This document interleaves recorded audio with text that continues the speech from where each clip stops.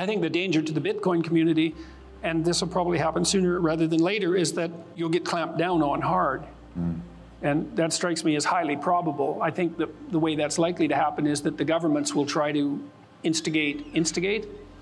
implement their own digital currencies, and then do everything they can to squash out competitors. And like, you think fiat currency is bad, you wait till it's fiat currency with a digital spin, man. And wait until people can track all of your purchases and decide using some scheme of fiat when you're acting unethically with regards to your choice of, let's say, consumer item. Right.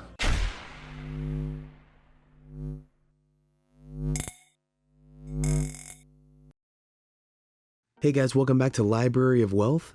Today we have Jordan Peterson giving his take on Bitcoin and the current volatile market. As a longtime crypto and Bitcoin advocate, Peterson believes the futures market may have influenced some of Bitcoin's recent price movement, and falling fiat currencies will ultimately function as a trigger to drive Bitcoin higher. Peterson believes that once Bitcoin becomes a favored store of value, its market cap will surpass that of gold. Today he discusses the de-dollarization of fiat money, as well as the rise in money printing, and how that will affect the future of Bitcoin. Many of his reservations are shared by beginners who are trying to figure out what makes Bitcoin unique and why it's the answer to so many of society's issues. Let's listen as Jordan Peterson gives us his take on Bitcoin and what we can expect in financial markets for the rest of the year. Don't forget to like and subscribe if you enjoy the content we do here on this channel. Let's get right into the video. See, we could go one level deeper underneath this. It looks to me like we actually perceive the world through a structure of value.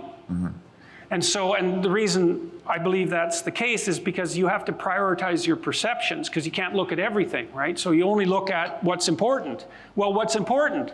And the answer is you don't know. And so how do we calculate that? And the answer is, at least in part, we calculate that with free choices of value in the marketplace. And you can think of this very straightforwardly, because you will look at, all things considered, you'll look at what other people are looking at. Right, and so the market actually shows you, what's of value. Right. And you should pay attention to it, because if a bunch of other people think it's valuable, that might well be valuable. So you don't want anything to interfere with that structure of value that our perception itself is predicated on. And then you made a secondary point, which was, well, also, you don't want anything to interfere with your ability to store value for the future. Right. Yeah, that's a completely, is it a completely independent benefit?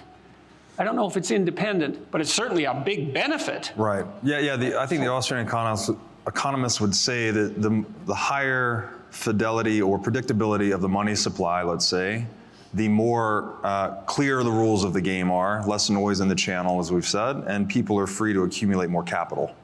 So this idea of Bitcoin being the pristine economic coordinator gives us perfect price signals in a way. So it lets us remap to reality much more quickly, drives innovation, drives wealth creation, all of these things. There probably isn't any difference between being able to store value for the future and being able to trade with other people without distortion, because the trade is a form of storage for the future. Right. And so it's just an extension of that, right? Yes. Because partly what you do to store value for the future is you distribute it into other people. Yes. And pull it back when you see fit. Peterson has been a thoughtful observer of Bitcoin and acknowledges that the fiat currency problem needs to be figured out immediately. Peterson says that cash is something of a decentralized system in its own right, since it's virtually untraceable.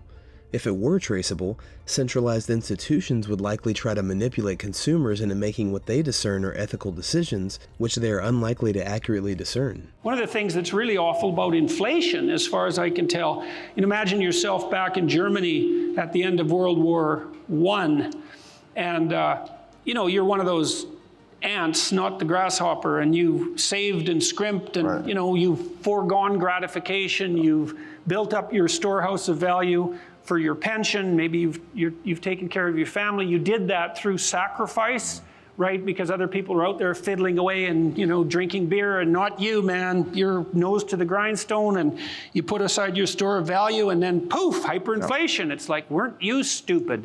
Yeah. Because you could have been out there fiddling and drinking, and instead you were scrimping and saving, and now you got nothing. Right. And at least those other people have what's left of their memory. And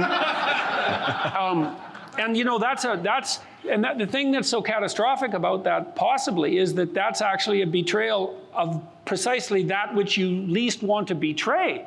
Because you want to encourage people to have some faith in the future and make decisions that make the delay of gratification morally laudable and intelligent. And then, well, inflation it hurts those people the most. You're penalizing prudence? Absolutely, because people with debt, it's like, yeah, man, right. Bring on the inflation. Yeah.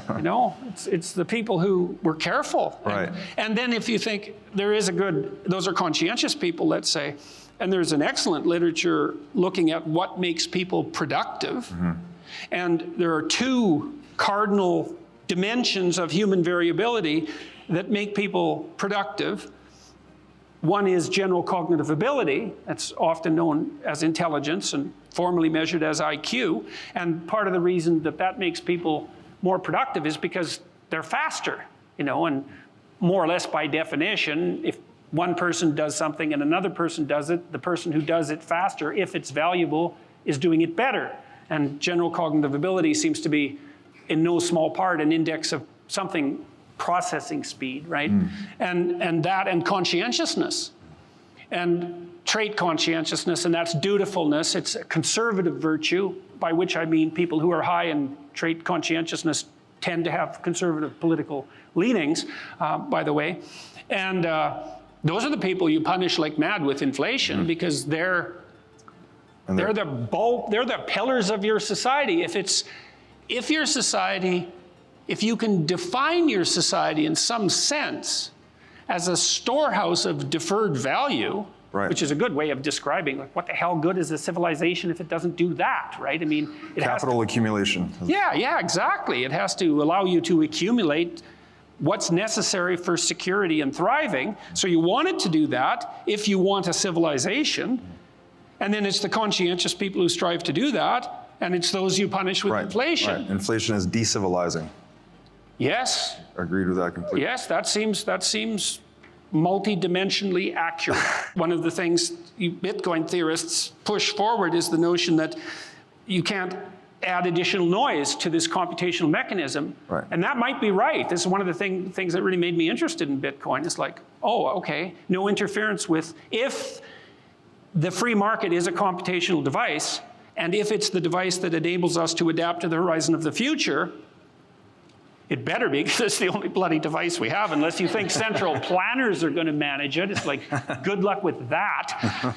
That's just not going to happen. And if that follows, it's this micro-experimentation, at every front simultaneously, with micro-failures occurring at the same time.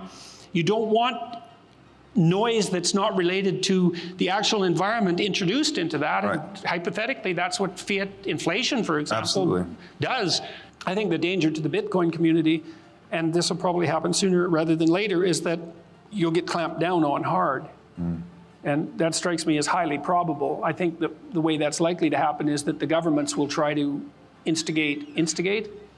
implement their own digital currencies, and then do everything they can to squash out competitors. And you think fiat currency is bad, you wait till it's fiat currency with a digital spin, man. Wait until people can track all of your purchases and decide using some scheme of fiat when you're acting unethically with regards to your choice of, let's say, consumer item. Right. Do you really need that automobile? That'll be the next question, coming out down the pipes in the next 10 years.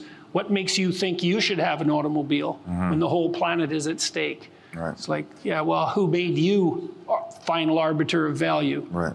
Peterson says we have no idea what would happen if money was actually decentralized, and if we manage that, let's say Bitcoin attains primacy, is it irreversible or permanent?